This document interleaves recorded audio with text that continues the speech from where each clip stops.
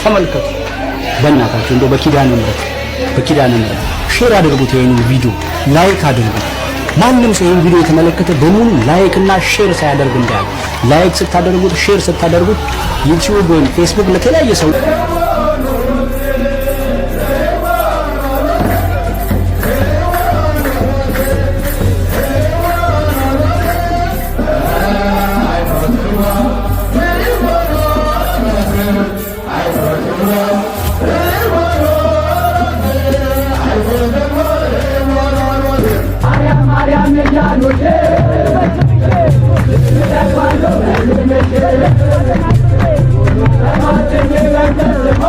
እግዚአብሔርን ለመዋጋት የሰው ልጆች ሕንጻ ገንብተው እንደነበሩ ግን ታውቃላችሁ። እግዚአብሔርን ለመዋጋት እግዚአብሔርም በዚህ ድርጊታቸው ቋንቋቸውን ደብልቆባቸው እንዳይግባቡ ካደረጋቸው በኋላ ሰላም ጤና ይስጥልኝ። እንዴት አላችሁ? በመላው ዓለም የምትገኙ ኦርቶዶክሳውያን እግዚአብሔር የተመሰገነ ይሁን። እንኳን ለአጋዕዝተ ዓለም ለቅድስት ሥላሴ ዓመታዊ ክብረ በዓል አደረሳችሁ። ዛሬ እንግዲህ በቤተክርስቲያናችን ትልቅ በዓል የሚከበርበት ዕለት ነው። ቅድስት ሥላሴ የሰናዖርን ግንብ የባቢሎናውያንን ግንብ ያፈራረሱበት ዕለት የሚከበርበት ዕለት ነው። እንግዲህ በዛሬው ዕለት እንግዲህ በተለይ የቅድስት ሥላሴ ጽላት ባለበት ሕንጻ ቤተክርስቲያን በስማቸው የተሰየመበት ቤተክርስቲያን በታላቅ ድምቀት በዓሉ ተከብሯል። እንግዲህ ዛሬ ማስቃኛችሁ የበዓሉን አከባበር በተለይ ለየት ያለ ነው። ዛሬ የምንመለከተው ከወትሮ በዓሉ ላይ የነበሩ በተለይ በማህሌት አገልግሎት የነበረውን ሁኔታ፣ የተለያዩ ወረቦችን፣ በዓሉ ለምን እንደሚከበር የወጣቶችን ድርጊት፣ የተለያዩ ነገሮችን አስቃኛችኋለሁ። እስከ ፍጻሜ አብራችሁን ቆዩ። እንኳን ለዚህ ቀን አደረሳችሁ፣ እንኳን አብሮ አደረሰን እያላችሁ በኮሜንት ላይ ጻፉ። እግዚአብሔርንም አመስግኑ። ላይክ ማድረጋችሁን ሼር ማድረጋችሁን እንዳትረሱ። እስቲ የበዓሉን አከባበር በአጠቃላይ ያለውን ድባብና በዓሉ ስለምን እንደሚከበር ተማምረን ሁሉ እንመለሳለን። ይሄ እጅ የተባረከ ይሁን፣ ደም የማያፈስ ይሁን፣ ሰርቶ የሚበላ ይሁን፣ ሰርቶ የሚያገኝ ይሁን።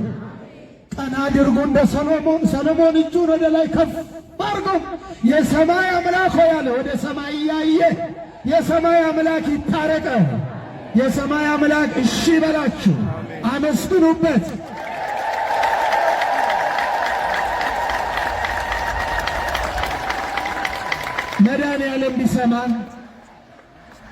መድኃኔዓለም ቢሰማን ቢታረቀን ሀገራችንን ሰላም ቢያደርጋት ሰሜኑ ሰላም እንዲሆን፣ ምስራቁ ሰላም እንዲሆን፣ ምዕራቡ ሰላም እንዲሆን፣ ደቡቡ ሰላም እንዲሆን፣ ሀገራችን ሰላም እንድታገኝ፣ ሕዝባችን ሰላም እንዲያገኝ መድኃኔዓለም ይስማ።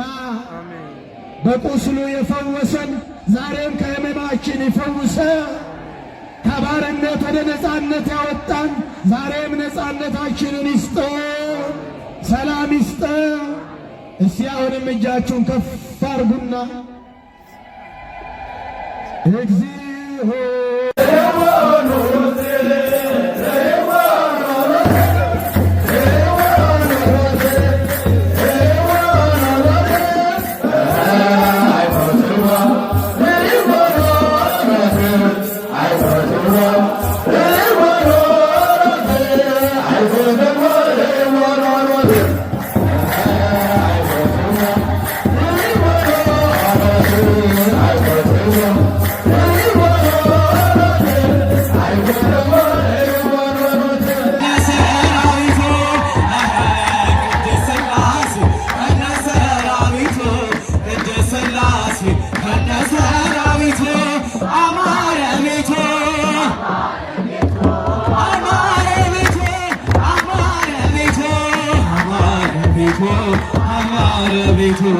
ቅድስት ሥላሴ ከነሰራዊቱ ቅድስት ሥላሴ ከነሰራዊቱ ቅድስት ሥላሴ ከነሰራዊቱ ቅድስት ሥላሴ ከነሰራዊቱ አማረ ቤቱ አማረ ቤቱ አማረ ቤቱ አማረ ቤቱ አማረ ቤቱ አማረ ቤቱ ቅድስት ሥላሴ ከነሰራዊቱ ቅድስት ሥላሴ ከነሰራዊቱ ቅድስት ሥላሴ ከነሰራዊቱ ቅድስት ሥላሴ ከነሰራዊቱ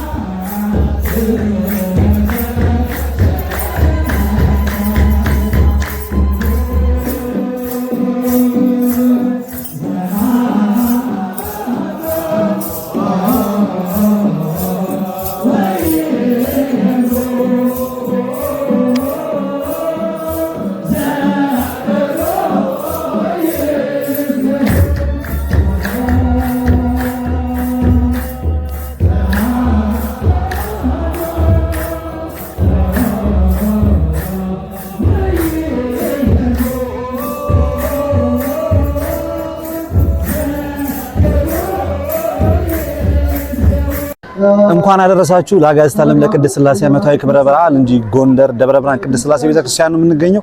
በዚህ በምታዩት መልክ ክብረ በዓሉ በታላቅ ድምቀት እየተከበረ ይገኛል። በዓለም ዙሪያ ያላችሁ ሁላችሁም ኦርቶዶክሳውያን የአብ የወልድ የመንፈስ ቅዱስ በረከት ከሁላችን ጋር ይሁን። ሥላሴ ዘለዓለም መልካም በዓል ይሁንላችሁ።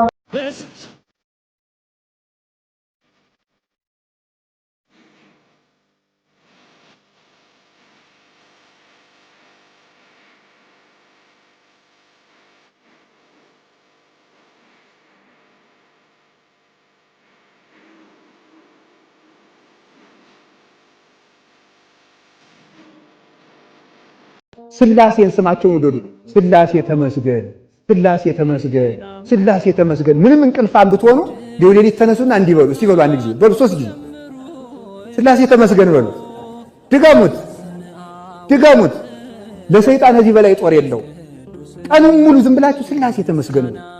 ተመስገን ካላችሁት ዲያብሎስ ይሄን ሁሉ እያረኩት አይመረውም እንዴ ሰውዬ ብሎ እኛን ማሰልቸት ካቃተው እሱ ሰልችቶ ይሄዳል። ተመስገን በሉ።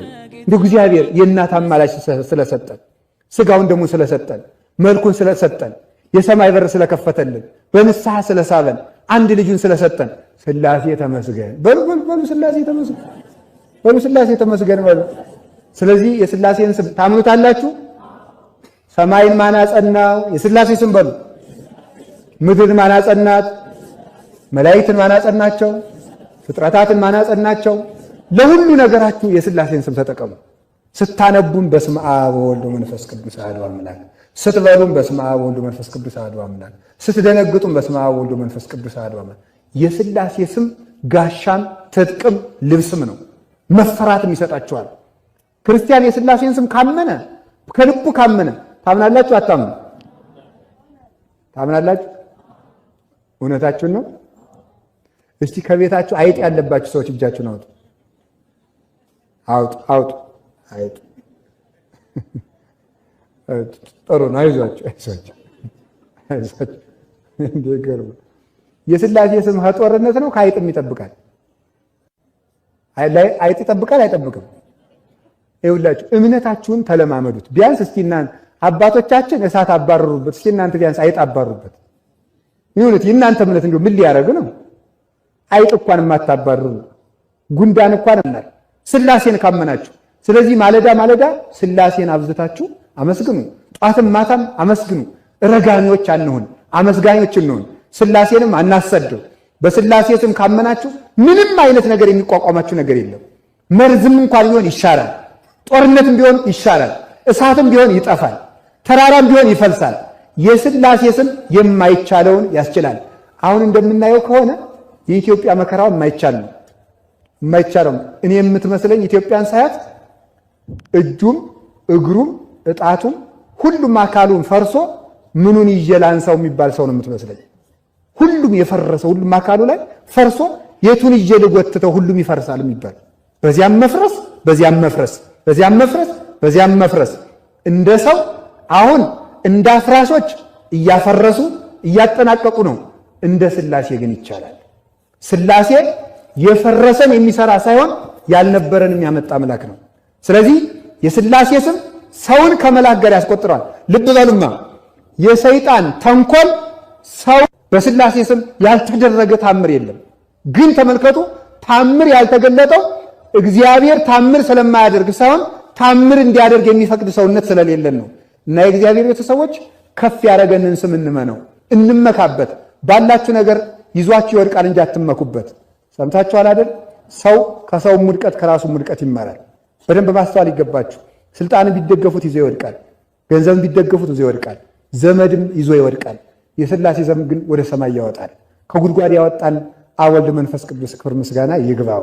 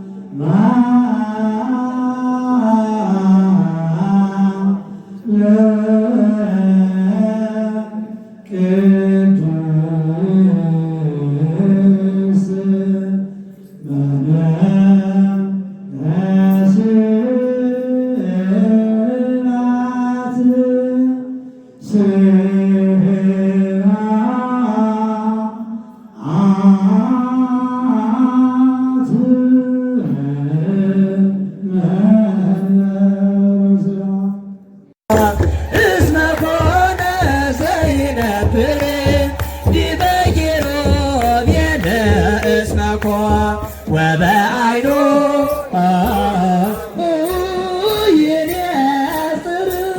ይንጽር ቀላያ ወበአይኑ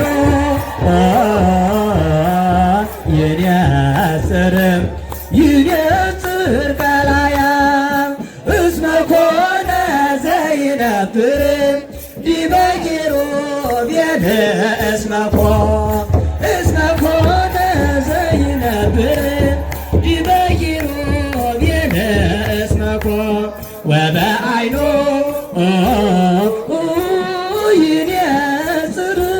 ይንጽር ቀላያ ወበአይኑ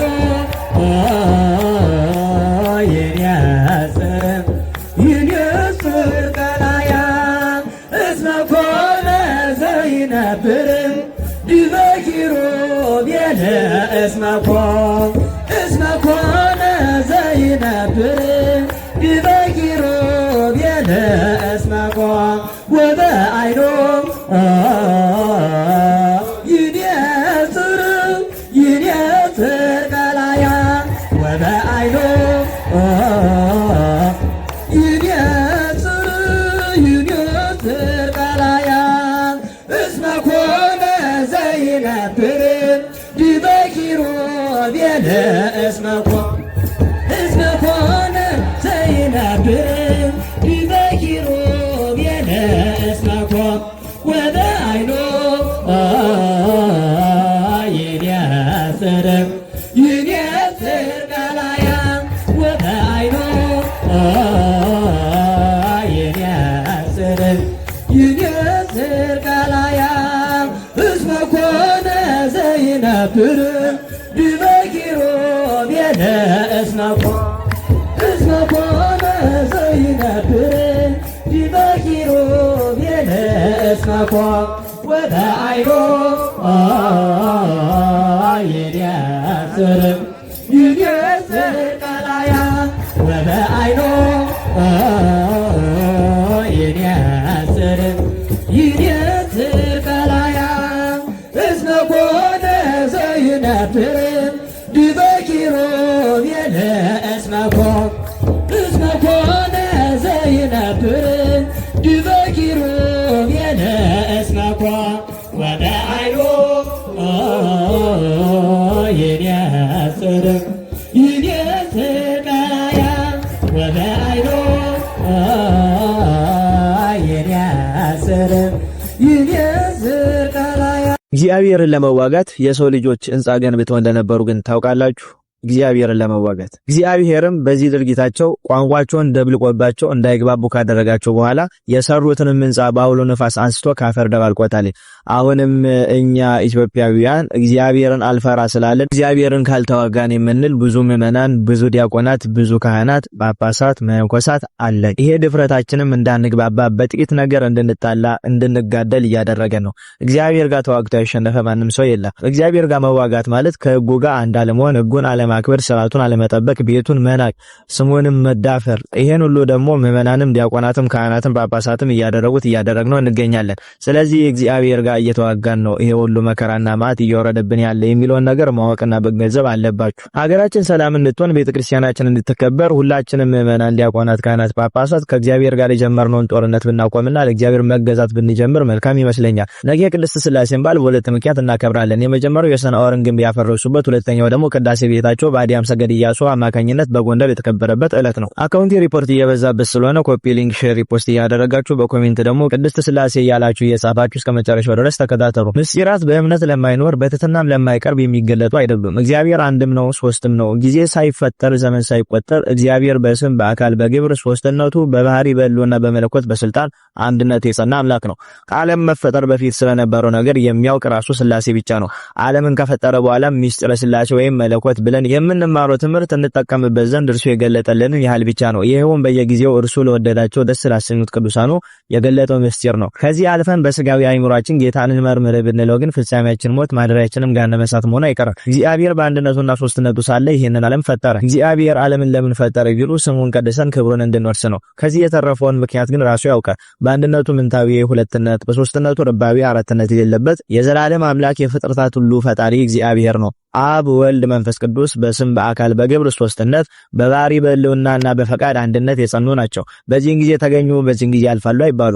መጀመሪያ መጨረሻም እነርሱ ናቸውና ሩህሩሃን ናቸውና በእናት ሥርዓት ቅድስት ሥላሴ እንላቸዋለን። የሚጠላቸው ወይም የማያምንባቸውን አይጠሉም፣ የሚወዳቸውን ግን እጥፍ ድርብ ይወዱታል። በቤቱ መጥተውም ያድራሉ። ከፍጥረታት ወገን ከእመቤታችን ቀጥሎ የአብርሃምን ያህል በሥላሴ ዘንድ የተወደደ ፍጡር የለም። አባታችን ቅዱስ አብርሃም የደግነት ሁሉ አባት ነውና በኬብሮን በመምሬ ዛፍ ስር ሥላሴን ተቀብሎ አስተናግዷል። አባታችን አብርሃም በ99 ዓመቱ እናታችን ሳራ በ89 ዓመቷ ሥላሴን በድንኳናቸው አስተናገዱ። አብርሃም እግራቸውን አጠበ፣ በጀርባው መዘላቸው፣ ምሳቸውንም አቀረበላቸው፣ እንደሚበሉም ሆኑለት። በዚያንም ዕለት የይስሐቅን መወለድ አበሰሩት። ሥላሴን ያስተናገደች ድንኳን ወይም ሃይመት የቅድስት ድንግል እመቤታችን ማርያም ምሳሌ ናት። በድንግል ላይም አብ ለአጽንኦ መንፈስ ቅዱስ ላንጾ ወልድን በተለየ አካሉ ለሥጋዌ በእርሷ ላይ አርፏል አድሯልና። በዓለ ሥላሴ በዚህ ቀን የሚከበረው ስለ ሁለት ምክንያቶች ነው። ቀዳማዊ ሕንጻ ሰናወርን ማፍረሳቸው ሲሆን ሁለተኛው ደግሞ ቅዳሴ ቤታቸው ነው። ሰናወር ከሺዎች ዓመታት በፊት በአሁኗ ኢራቅ አካባቢ እንደነበር የሚነገርላት ግዛት ሲሆን ስሙ ለአገሪቱም ለንጉሱም በተመሳሳይ ያገለግል ነበረ። ከናምሩድ ክፋት በኋላ ሰናወርና ወገኖቹ ከሴጣን ተወዳጁ።